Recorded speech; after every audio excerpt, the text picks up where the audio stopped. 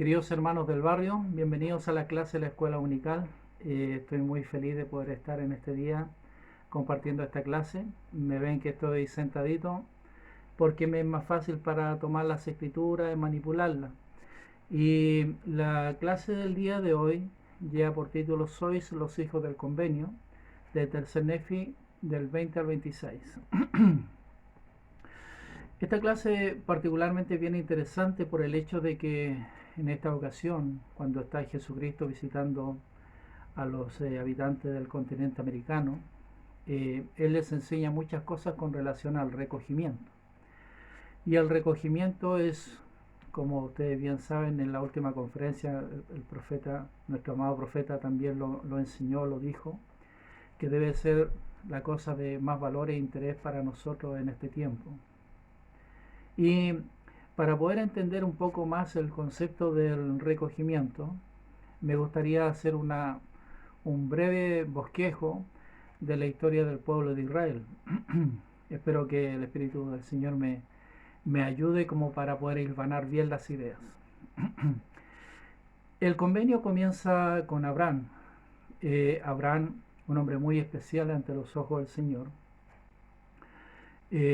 salió de Ur de los Caldeos en los tiempos en que su familia practicaba la adoración a otros dioses y buscó las bendiciones de los patriarcas y particularmente la bendición del sacerdocio Melquisedec, la cual se la entregó Melquisedec. Leemos en Hebreos que Abraham entregó los diezmos de todo lo que tenía Melquisedec. Abraham, entre otras cosas, entró en el convenio del matrimonio celestial. Y el Señor hizo un convenio con él que nos afecta y tiene que ver directamente también con nosotros. Entre otras cosas, le prometió que su descendencia iba a tener la tierra de Canaán. También le explicó que su descendencia iba a ser como las estrellas del cielo. Y también le explicó que a través de su simiente el Evangelio bendeciría a todas las naciones, a todas las personas. Este convenio sigue después con Isaac y luego con su nieto Jacob. Jacob tuvo 12 hijos, como bien saben y como nuestro profeta nos explicó en la conferencia, el Señor le cambió por el nombre de Israel. Ahora conocemos un poco más lo que significa el nombre Israel. De los 12 hijos que él tuvo, el, el primogénito de segunda esposa, que era Raquel, fue vendido a Egipto. Y después, de forma milagrosa, toda la familia llega a Egipto y son bendecidos con el faraón que los protege y los cuida en tiempos de hambruna. Durante mucho tiempo vivieron en Egipto, las condiciones comenzaron a cambiar. Después de muchos años ya llegaron a ser esclavos. El Señor levantó a un nuevo profeta, Moisés, para que los liberase. Y luego de eso, el Señor les promete la tierra prometida de Canaán. Después de todas las cosas y vicisitudes que pasaron y cuando se establecieron en la tierra de Canaán, durante mucho tiempo, aproximadamente 300 años, tuvieron jueces. Pero como el pueblo quería tener rey, el Señor le levantó rey. Saúl, David y Salomón, en su tiempo de mayor apogeo. Y luego de que muere Salomón, parte de las tribus no desean apoyar este nuevo rey que iba a ser Roboam. Por lo tanto, ocurrió que se dividieron en dos grandes grupos. Uno con 10 tribus, las tribus del norte que siguieron teniendo el nombre de Israel, y las tribus del sur, que se le conoció en ese tiempo en adelante como la tribu de Judá. En este momento quisiera hacer una división o separación entre lo que pasó con estas tribus y vamos a comenzar primero con las tribus de Israel o las 10 tribus del norte. Debido a su deslealtad hacia el Señor, por adorar dioses falsos, el Señor permitió que fuesen destruidos. Los asirios se los llevaron alrededor del año 700 y tanto antes de Cristo, prisioneros, Y de alguna manera estas tribus lograron escapar en este éxodo donde iban siendo conducidas y fueron, dice que estas tribus se perdieron. De ahí en adelante se le conoce como las 10 tribus perdidas. Por otro lado, eh, y de acuerdo con la promesa que el Señor había hecho a Jacob, y Jacob cuando bendijo a sus hijos, le dice algo a Judá que es bien interesante y que me gustaría leerlo con ustedes. En Génesis, capítulo 49, el versículo 10 dice lo siguiente: no será quitado el cetro de Judá, ni el legislador de entre sus pies, hasta que venga Silo, y a él se congregarán los pueblos. Esta profecía, que es parte de la bendición que Jacob dio a su hijo Judá, indica que el cetro iba a estar en Judá hasta el tiempo en que viniera Silo, que es otro de los nombres con los cuales se conoce a Jesucristo. Y efectivamente, después de que ellos rechazan y matan a nuestro Señor, no muchos años después, aproximadamente en el año 70 después de Cristo, los romanos invaden Jerusalén, causando una de las grandes mortandades, donde muchos, en una situación muy difícil, murieron. Muchos no solamente por la espada, sino por el hambre, por el sitio que se puso a Jerusalén. Y luego de eso los judíos fueron esparcidos, los pocos que quedaron, y empezaron su diáspora o peregrinaje por todas las naciones, hasta que en los tiempos de 1940, como ustedes recordarán, comenzó la Segunda Guerra Mundial, donde muchos de ellos, millones de ellos, murieron. Luego, en una situación que se considera milagrosa, pero es parte de las promesas del pueblo de judío, a ellos se les permitió regresar a su tierra prometida, a Canaán. Y de allí, en este momento, están los judíos que se han congregado de muchos lugares a través de los años y esperan un recogimiento. El recogimiento no tiene que ver solamente con aspectos físicos o temporales, sino que también con aspectos espirituales. Por otro lado, ya tenemos a las 10 tribus perdidas, al pueblo judío, pero hay una bendición particular que Jacob le dio a su hijo José, y me gustaría leerlo también, y se encuentra en Génesis 49, versículo 22 y parte del 26. Dice: rama fructífera es José, rama fructífera junto a una fuente, cuyos vástagos se extienden sobre el muro. Esta es una profecía bien interesante porque los vástagos, que son la simiente de José, se iba a extender sobre el muro. El muro indicaba los límites geográficos del lugar donde ellos deberían haber normalmente vivido.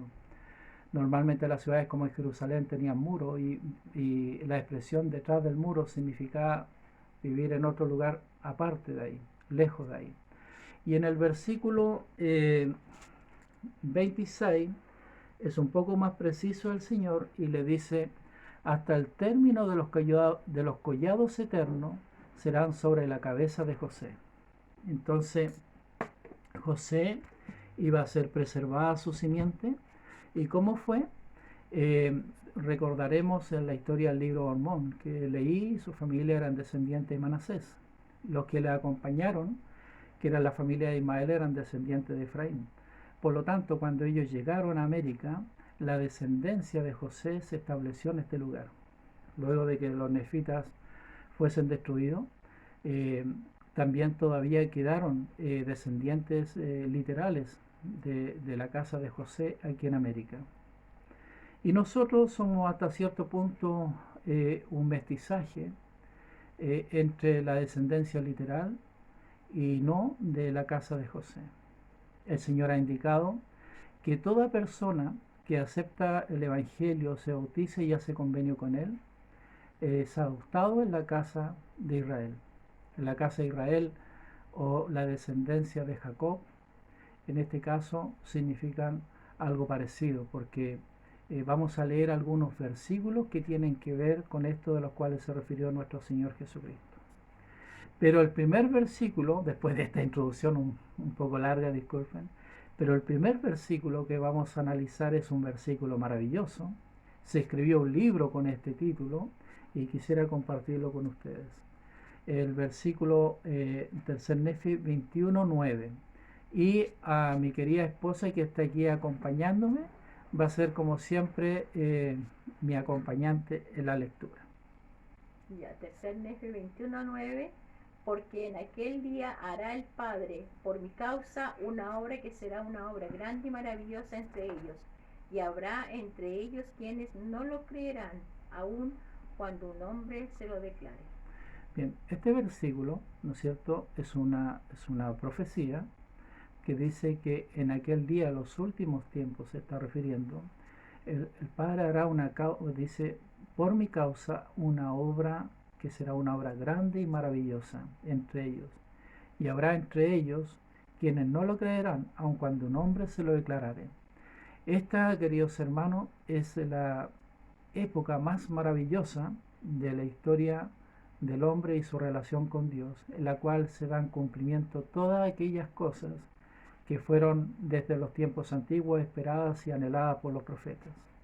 Leamos una declaración de lo que dijo el elder Whitney Clayton en la conferencia de octubre del 2011.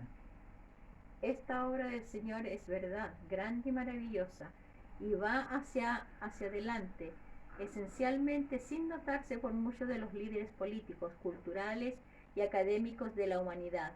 Progresa de corazón en corazón y de familia en familia, silenciosa y discretamente. Su sagrado mensaje bendice a la gente de todas partes. Un versículo en el libro de Mormón brinda una clave sobre el milagroso crecimiento de la iglesia hoy.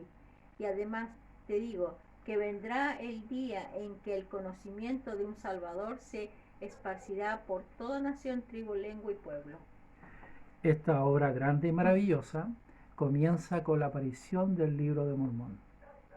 Y recordarán que la finalidad y propósito del libro de Mormón es llevar a todas las personas al conocimiento de Cristo y a ser un testigo, junto con el otro sagrado libro para nosotros como es la Biblia, de que Jesús es el Cristo.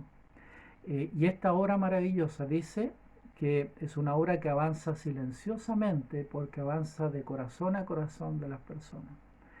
Esta obra, para que avance, tiene que, entre otras cosas, basarse en la predicación del Evangelio. En la predicación aquí, en la predicación allá en el mundo de los espíritus. Y en las ordenanzas salvadoras aquí y en las ordenanzas salvadoras allende la sepultura. Una de las escrituras que me gustaría compartir con ustedes se encuentra en tercer Nefi 20, versículo 21 y 22. Y dice de la siguiente manera: y acontecerá que estableceré a mi pueblo, oh casa de Israel. He aquí estableceré a este pueblo en esta tierra, para el cumplimiento del convenio que hice con Jacob, vuestro padre, y será una nueva Jerusalén, y los poderes del cielo estarán entre este pueblo, si yo mismo estaré en medio de vosotros.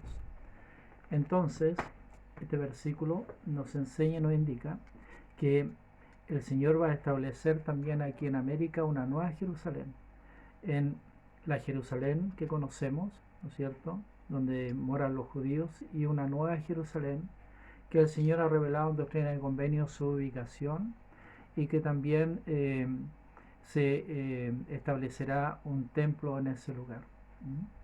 Esos son acontecimientos que tienen que ocurrir en los tiempos de la segunda venida de Jesucristo. Bien, ahora hay un versículo, dos versículos que son muy hermosos, y me gustaría pedirle a mi señora que pudiera leerlo, los versículos 40 y 41 de tercer Nefi 20.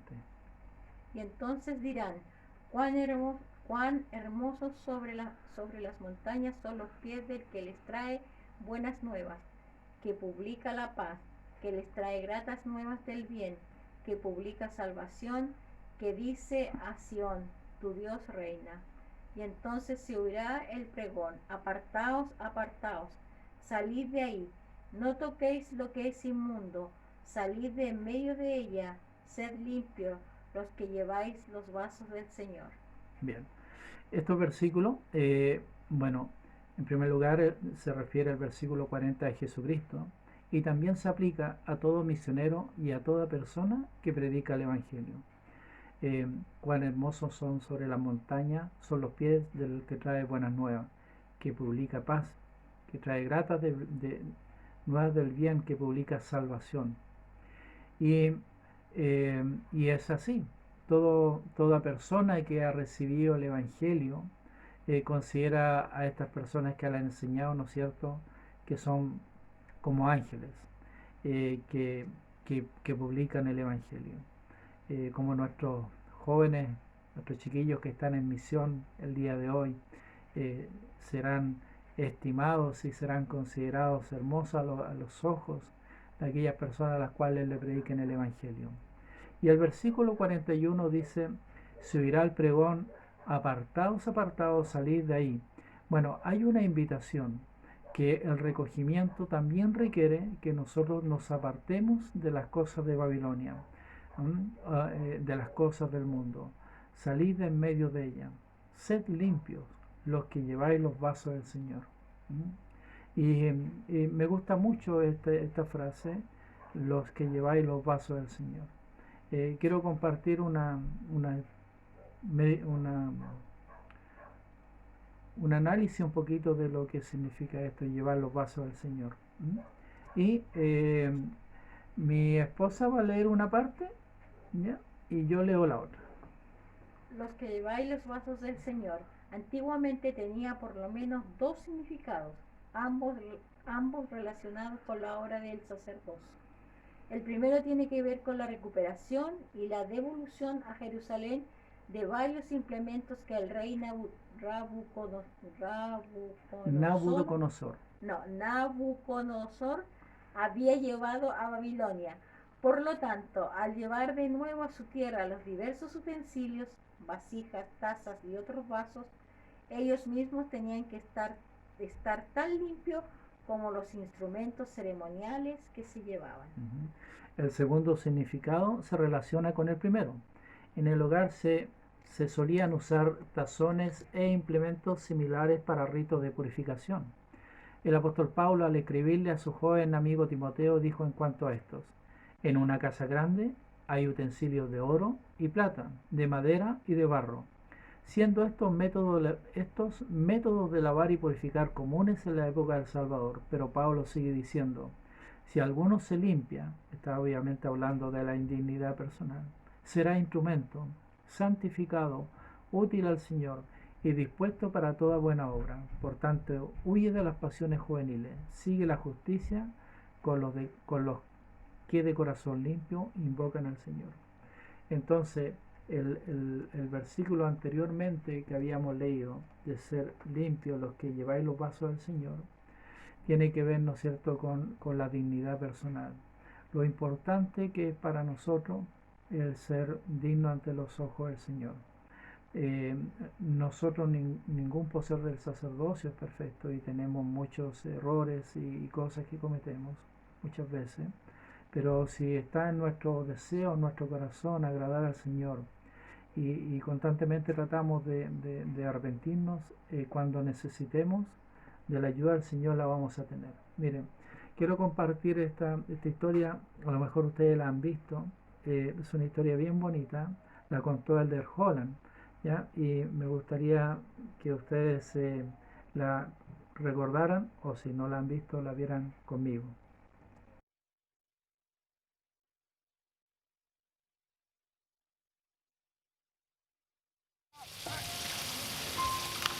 El miércoles 30 de septiembre de 1998, un equipo de fútbol americano de jovencitos en Lincoln, Idaho, estaba en su práctica semanal. Empezó a lloviznar, pero eso no parecía importarles a los entusiasmados muchachos. De pronto, y sin saber de dónde, el estallido ensordecedor de un trueno irrumpió por el aire. El destello de un relámpago iluminaba y literalmente electrizaba todo el entorno.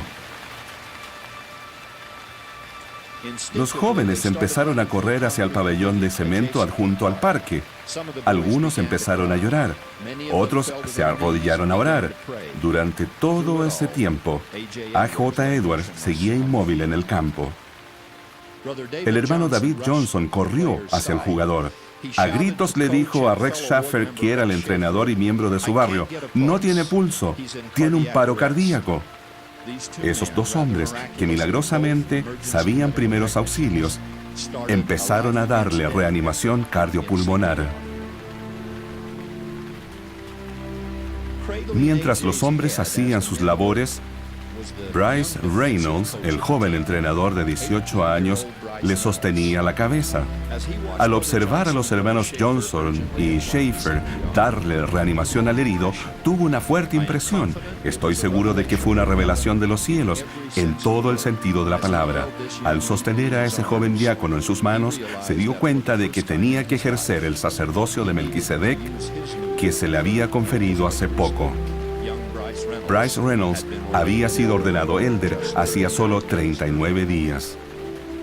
Ya sea que haya pronunciado las palabras de manera audible o que las haya murmurado, el elder Reynolds dijo: A.J. Edwards, en el nombre del Señor Jesucristo y por el poder y la autoridad del sacerdocio de Melquisedec que poseo, te bendigo para que estés bien.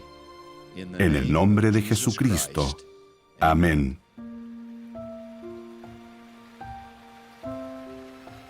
Cuando Bryce Reynolds finalizó esa breve y ferviente oración ofrecida en el lenguaje de un joven de 18 años, A.J. Edwards empezó a respirar. No todas las oraciones se contestan inmediatamente, y no toda declaración del sacerdocio puede ordenar la renovación o la prolongación de la vida. A veces, la voluntad de Dios es otra. Jóvenes, ustedes aprenderán que en momentos de temor y aún de peligro, su fe y su sacerdocio requerirá lo mejor de cada uno de ustedes y lo mejor que puedan pedir de los cielos. Deben estar preparados para actuar y ser dignos de hacerlo. Es por eso que en las Escrituras el Señor dice repetidamente: sed limpios los que lleváis los vasos del Señor.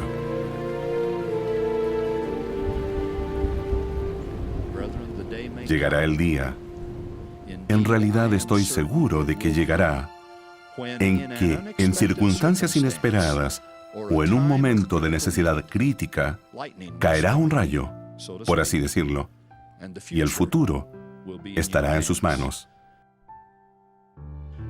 Hermanos, santificaos, porque Jehová hará mañana maravillas entre vosotros. En el nombre de Jesucristo. Amén.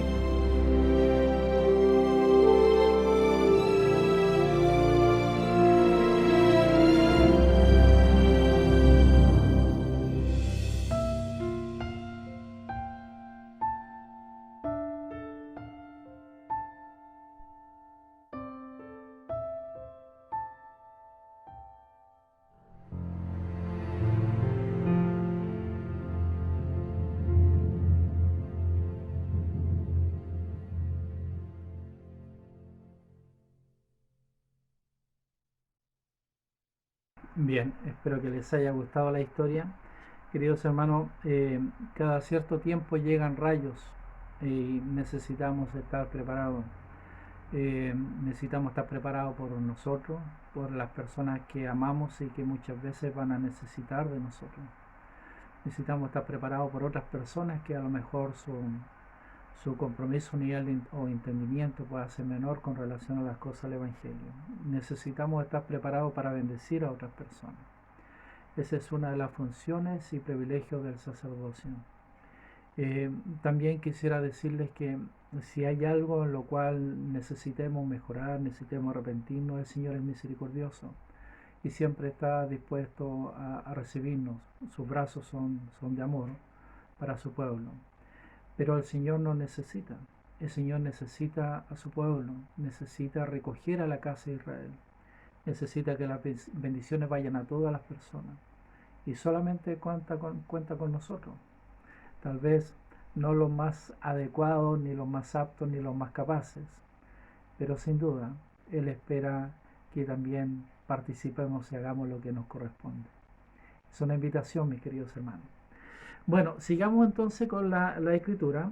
En tercer Nefi 21, ya el Señor establece algunas cosas importantes con relación a esto mismo que estábamos hablando. Versículos 22 y 23, sí. Pero si se arrepienten y escuchan mis palabras y no endurecen sus corazones, estableceré mi iglesia entre ellos y entrarán en el convenio y serán contados entre este resto de Jacob, al cual he dado esta tierra por herencia, y ayudarán a mi pueblo, el resto de Jacob, y también a cuantos de la casa de Israel vengan, a fin de que construyan una ciudad que será llamada la Nueva Jerusalén. En los versículos 22 y 23, primero Él hace una invitación a arrepentirnos, que no endurezcamos los corazones, y para que entremos en el convenio, para que seamos parte del resto de Jacob. Y también es interesante porque el 23 habla también con el resto de Jacob, pero se refiere a otro grupo de personas, se refiere a aquellas personas que son de la casa de Jacob, pero que todavía no han tenido la oportunidad de escuchar el Evangelio. Y a cuantos quieran venir, dice, para que se construya aquí en este continente la Nueva Jerusalén. Versículo 26, así. Y entonces empezará la obra del Padre en aquel día, sí, cuando sea predicado este evangelio entre el resto de este pueblo. De cierto os digo que en ese día empezará la obra del Padre entre todos los dispersos de mi pueblo, sí, aún entre las tribus que han estado perdidas, las cuales el Padre ha sacado de Jerusalén. Es, como ustedes ven, fundamental la predicación del Evangelio. Con la predicación del Evangelio comienza todo. Comienza la perfección de los santos, comienza la redención de los muertos, comienza la obra tripartita de la iglesia. Y dice, ¿no es cierto?, de cierto os digo que en ese día empezará la obra del Padre entre todos los dispersos de mi pueblo. Qué tan importante, queridos hermanos, es la predicación. Cada joven que sirve una misión está ayudando al recogimiento. Y quisiera decirle a cada padre y a cada madre que lo que hacen es establecer el reino de Dios sobre la tierra. Y qué maravilloso es esa bendición. Necesitamos alargar el paso, como decía presidente Kimball. Ahora presidente Nelson, nuestro amado profeta, declaró lo siguiente. Cecilia. Ciertamente estos son los últimos días y el Señor está acelerando su obra para recoger a Israel. Ese recogimiento es lo más importante que se está llevando a cabo hoy en la tierra. Nada se le compara en magnitud, nada se le compara en importancia, nada se le compara en majestad. Y si eligen hacerlo, si lo desean, pueden formar gran parte de él. Pueden formar parte de algo grandioso, algo espectacular, algo majestuoso. Cuando hablamos del recogimiento, simplemente estamos diciendo esta verdad fundamental. Cada uno de los hijos de nuestro Padre Celestial, a ambos lados del velo, merece escuchar el mensaje del Evangelio restaurado de Jesucristo. Ese recogimiento debería significar todo para ustedes. Esta es la misión para la cual fueron enviados a la tierra. Queridos hermanos, qué poderosa la palabra de nuestro profeta. Dice, ese recogimiento debería significar todo para ustedes. Esta es la misión para la cual fueron enviados a la tierra. Si en algún momento se pudiera abrir el velo y podríamos ver que esta era la obra que más, la cosa más importante que nosotros teníamos que venir a hacer en la tierra. Necesitamos aplicar nuestra fe, necesitamos confiar en la palabra del Señor, necesitamos confiar en las palabras de nuestros profetas y necesitamos hacer lo que necesitemos para ayudar en este recogimiento. Como dijo una vez Elder Ursdorf, cada uno desde el lugar en donde esté, en la posición que esté en este momento, podemos ayudar a esta obra. Luego, en el capítulo 23, el Señor nos explica lo importante de lo que son las Escrituras. Versículo 1 y 5, Ceci, por favor. He aquí, ahora os digo que debéis escudriñar estas cosas, sí. Un mandamiento os doy de que escudriñéis estas cosas diligentemente, porque grandes son las palabras de Isaías. Escudriñad los profetas, porque muchos son los que testifican de estas cosas.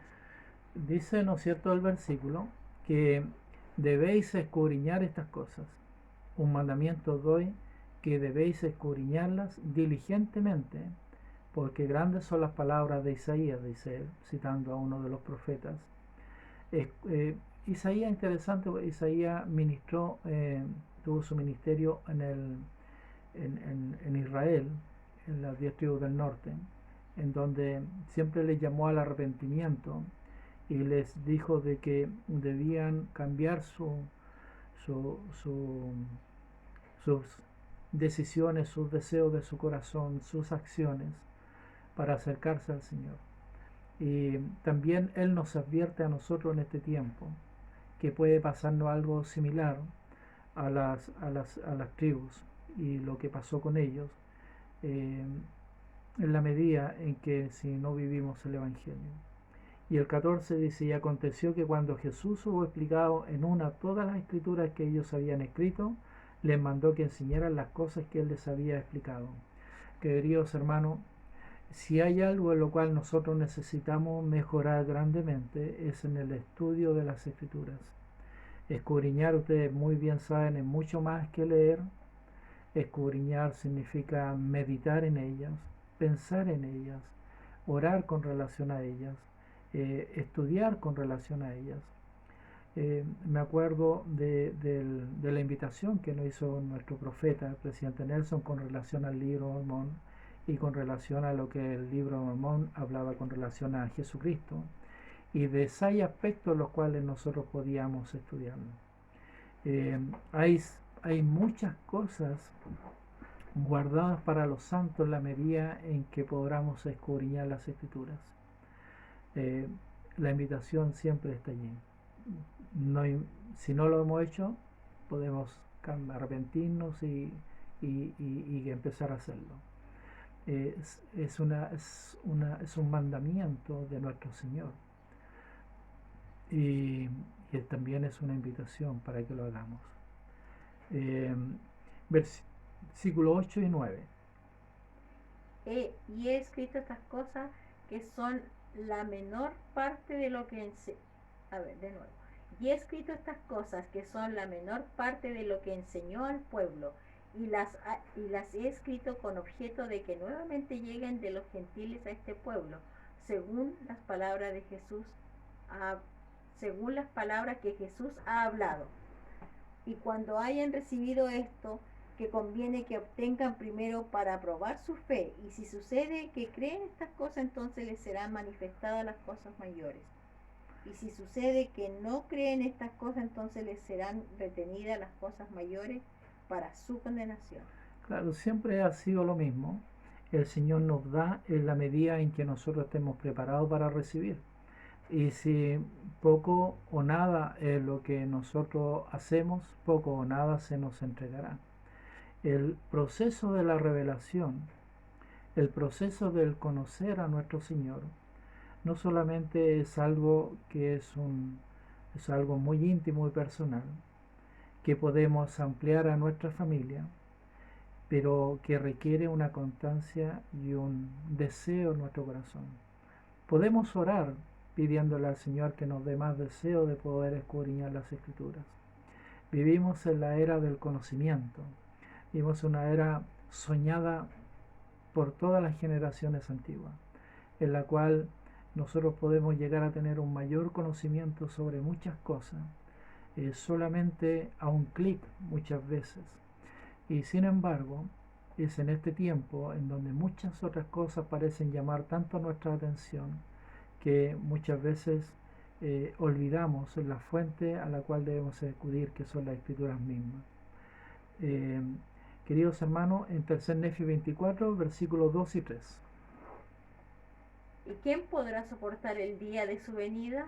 ¿Y quién podrá estar en pie cuando Él aparezca, porque es como fuego purificador y como jabón de lavadores. Y se sentará como refinador y purificador de plata, y purificará a los hijos de Leví, y los refinará como al oro y a la plata, para que ofrezcan al Señor una ofrenda en rectitud. ¿Quién podrá soportar el día de la venida de nuestro Señor Jesucristo? Dice que es como un fuego purificador. Purificará, dice interesante el versículo 3, purificará a los hijos de Leví. Los hijos de Leví eran los que ministraban en todo lo que tenía que ver con las ordenanzas del templo, los poseedores del sacerdocio en los tiempos del Israel antiguo. Y se le conoce a los hijos de Leví por extensión a todos aquellos que tenemos el sacerdocio. Y nos refinará, dice, nos refinará como al oro y la plata. Y este es un aspecto muchas veces de la doctrina del Evangelio que a veces nos cuesta entender un poco, que el Señor a veces nos corrige, y nos corrige de una manera que a veces nosotros no entendemos, porque pensamos que solamente debe corregirnos cuando nosotros estemos haciendo algo incorrecto. Pero un buen padre siempre corrige y enseña y ayuda a su hijo a progresar. El Señor es como un fuego purificador. El elder Faust dijo lo siguiente: en el dolor, la agonía y en el heroico esfuerzo de vivir, pasamos por el fuego purificador, y aquella insignificancia de nuestra vida se derretirán como escoria y harán que nuestra fe brille intacta y fuerte. En esta forma, la imagen divina puede reflejarse desde el alma. Es por la purificación resultante de nuestro sufrimiento que nos acercamos a Dios. Mire, dice interesante, es por la purificación resultante de nuestro sufrimiento que nos acercamos a Dios. Y en las agonías de la vida parece ser que escuchamos mejor el dulce y piadoso susurro del divino pastor. Recibimos nuestro testimonio después que nuestra fe se haya puesto a prueba. ¿Recuerdan esa historia, hermanos, cuando después de que los santos habían llegado ya al lago Salado, el sufrimiento que tuvieron los carros de mano de Martin y Harris y de toda la gente que murió allí, que fueron sepultados apresuradamente en su peregrinaje, y tantas cosas que padecieron que realmente son sobrecogedoras? Bueno, unos años después, en una reunión, muchos santos que no habían estado en esos carros empezaron a criticar y empezaron a decir que no debería haberse permitido eso, que los líderes no habían estado bien en eso, que había sido imprudente, y dijeron muchas cosas y quejándose contra el Señor y contra los líderes. Y en una de las últimas bancas atrás había un anciano que se paró y les dijo: ustedes no saben nada. Yo participé en la expedición de los carros de mano de Martin y Harris.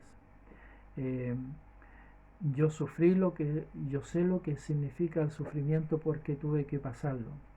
Y dice que alguna vez han escuchado a algunos de las personas que participaron en este viaje que haya criticado al Señor o criticado a los líderes.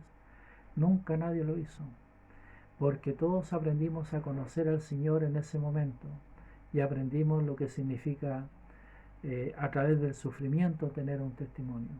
Cuando yo a veces iba con mi carro de mano y sentía que ya no podía dar un paso más, y sentía y decía en mi corazón: solamente hasta ese cerro, hasta esa loma voy a llegar y me voy a caer y me voy a morir y no voy a seguir más. Y cuando estaba en eso, a veces yo empujando mi carro, a veces sentía que manos invisibles tomaban mi carro.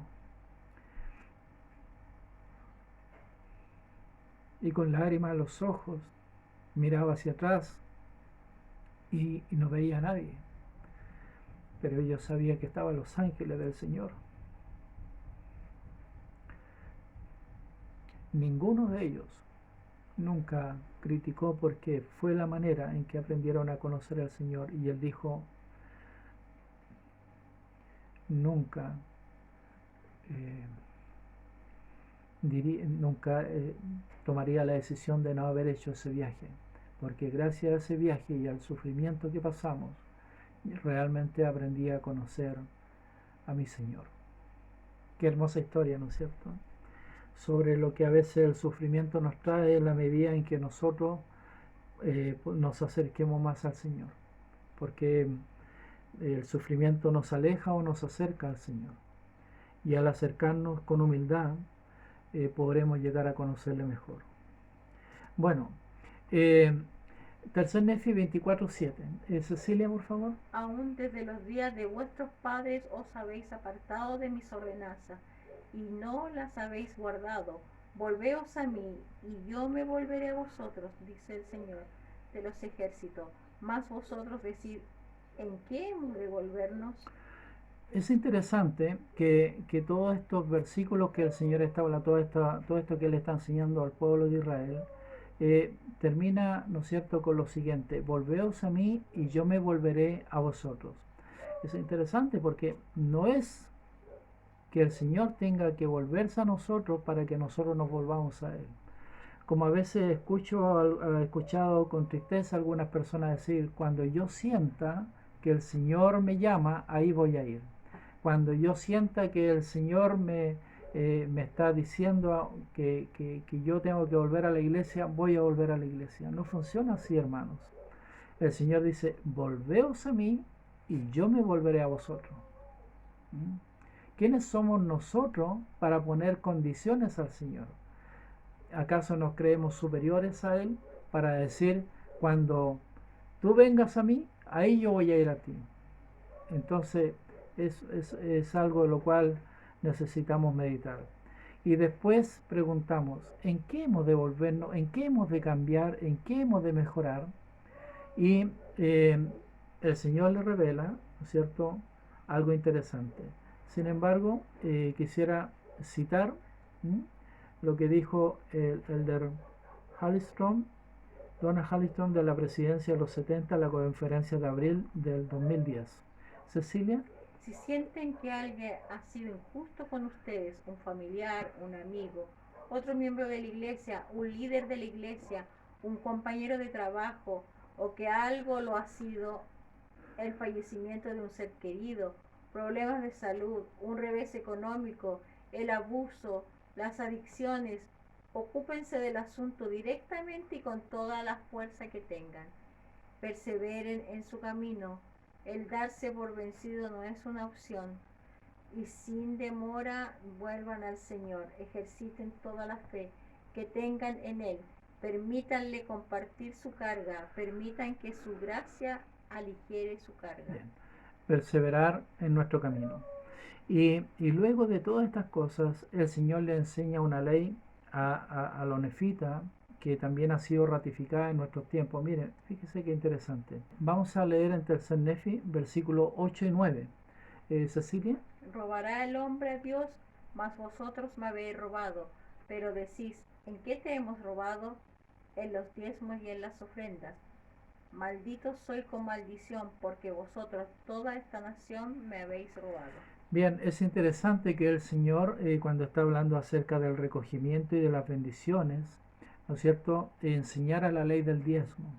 Para mí también es muy relevante el hecho que en Hebreos, en el capítulo 7, mencionara, ¿no es cierto?, que Melquisedec entregó el sacerdocio a Abraham, pero que antes Abraham había pagado sus diezmos a Melquisedec.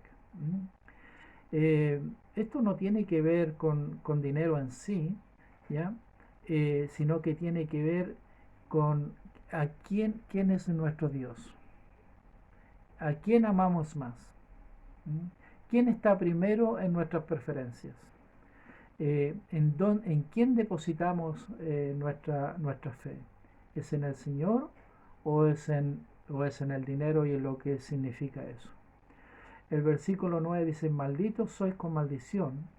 Y aquí esto es fuerte porque el Señor es el que está hablando, y que el Señor nos maldiga no es algo sencillo ni fácil y tan liviano, ¿no es cierto? Pero Eh, ¿Es realmente el Señor el que nos maldice o somos nosotros mismos al no obedecer la ley? Porque eh, el diezmo es una protección para nosotros. Leamos el versículo 10 y entendamos mejor lo que el Señor desea con esto. Traed todos los diezmos al alfolí para que haya alimento en mi casa, y probadme ahora en esto, dice el Señor de los ejércitos, si no os abriré la ventana de los cielos y derramaré sobre vosotros una bendición tal que no haya donde contenerla. Bien, entonces, si estamos hablando del recogimiento, estamos hablando que es una época maravillosa, pero también es una época de gran iniquidad. Es una época de tiempo difícil. Como decía la obra de Víctor Hugo, Los Miserables, pues eran los tiempos más tormentosos y más maravillosos al mismo tiempo. Estos son nuestros tiempos, queridos hermanos. Son tiempos en los cuales tendremos pandemias, tendremos guerra, tendremos rumores de guerra, tendremos sequía, tendremos hambruna y tendremos una serie de cosas conmocionándose en el mundo. Ahora, ¿cómo podemos hacer un recogimiento si no tenemos algún tipo de protección? ¿Cómo podemos llevar a cabo la obra si de alguna manera no somos protegidos? ¿Cuál la manera que el Señor tiene para protegernos? La ley del diezmo. Dice, probadme ahora en esto. Es un mandamiento con una promesa y un desafío. Os abriré la ventana de los cielos y derramaré sobre vosotros una bendición, tal que no haya dónde contenerla. Entonces, queridos hermanos, la manera que Él tiene para preservar a su pueblo es a través de los diezmos. ¿Recuerdan que Abraham también pagó su diezmo a Melquisedec? Bueno, esta ha sido una ley que siempre ha existido. Y es una ley que siempre trae aparejado bendiciones. Porque después de que Abraham hizo eso, vinieron las bendiciones mayores que él recibió. No fue antes de eso. Entonces los convenios mayores que hizo Abraham con el Señor fueron después de que fue fiel, pagó sus diezmos y santificó su sacerdocio. Versículos 11 y 12 de Tercer Nefi 24. Y reprenderé al devorador por el bien de vosotros, y no destruirá los frutos de vuestra tierra, ni vuestra viña en los campos dará su fruto antes de tiempo, dice el Señor de los ejércitos. Y todas las naciones os llamarán bienaventurados, porque seréis tierra deleitosa, dice el Señor de los ejércitos. Imagínense una ley que nos proteja de los dardos del adversario. Una ley que nos proteja, que nos haga inmune. Es como tener una vacuna contra el COVID. Pero esta es una vacuna contra la maldad del adversario. Es una vacuna que nos ayuda a que nosotros podamos salir indemnes, sanos, ilesos, ya en la medida en que vivimos esta ley. Nos protegerá no solo temporalmente, sino también espiritualmente. Y luego de eso, quiero compartir un versículo que siempre me ha gustado mucho, y está en los versículos 2 y 3 de Tercer Nefi 22. Ensancha el sitio de tu tienda, y extiéndanse las cortinas de tus habitaciones. No seas escasa, alarga tus cuerdas, y haz más fuerte tus estacas. Bien, el Señor aquí compara a Israel, a la casa de Israel, como si fuera una gran tienda. Y una gran tienda, todos los que han ido a acampar alguna vez, ¿no es cierto?, sabe que necesita estacas, porque si la estaca no está bien enterrada, ahora hay una metálica y todo, unos fierritos que cumplen la misma función, antiguamente eran maderos, ¿no es cierto?, que si esos no se entierran bien, después viene un viento, y como más de alguna vez en algún campamento años atrás cuando teníamos con los jóvenes, se le volaba toda la carpa a los jóvenes, tenían que salir a veces en la noche a buscar su carpa, ¿ya? Pero el Señor dice, haz más fuerte tus estacas. Por eso la organización administrativa, o sea, que es el símbolo de la fortaleza de Sion, son sus estacas. Una estaca es un lugar de autosuficiencia. Una estaca es de poseedores del sacerdocio que están resueltos en seguir al Señor. Y esto es lo maravilloso. Cada vez que se organiza una estaca es porque se han cumplido ciertos requisitos. Haz más fuerte tus estacas. Y el versículo 3. Porque hacia la mano derecha y hacia la izquierda te extenderás, y tu posteridad heredará las naciones gentiles, y hará que se habiten las ciudades desoladas. Entonces, ¿cómo participamos en el recogimiento también? Haciendo fuertes nuestras estacas. Y finalmente, ¿no es cierto?, quiero compartir la última escritura con ustedes en Tercer Nefi 25, versículos 5 y 6. He aquí, yo os enviaré a Elías, el profeta, antes que venga el día grande y terrible del Señor. Y él volverá el corazón de los padres a los hijos y el corazón de los hijos a sus padres. No sea que yo venga y hiera la tierra con una maldición. Bueno, Elías que tenía el poder de sellar, él fue prometido que antes de la segunda venida de Jesucristo vendría, y vendría con una misión muy especial, muy particular. Él dice que gracias a esta misión de Elías, el corazón de los padres se volverá a los hijos y el corazón de los hijos a sus padres. O ampliando el concepto, el corazón de los que están vivos hacia sus antepasados muertos, y de aquellos que ya han cruzado el velo, mirando hacia nuestra asistencia a sus descendientes, esperando que la obra se haga por ellos. Elías vino y entregó las llaves del poder de sellar a José Smith, y gracias a esto se abrió la oportunidad de que las personas que están en el otro lado del velo puedan recibir el Evangelio, y no solamente esto, sino hacer convenios en la casa del Señor, el templo, que es uno de los lugares para hacer esto, que es el lugar para hacer esto, y de esta manera que el corazón de los padres y los hijos se vuelvan, se unan y hagan una cadena de lazos y convenios que los una por las eternidades. Los judíos también creen en Elías. De hecho, ellos todavía no saben que Elías ha venido, y en su fiesta, una fiesta particular que ellos tienen, dejan un asiento reservado para Elías, ¿ya?, para que él venga. Qué privilegio tenemos nosotros de conocer y saber que Elías ya vino, y que la gran obra de recogimiento en el mundo de los espíritus está siendo tan activa como lo es en este plano en el cual vivimos.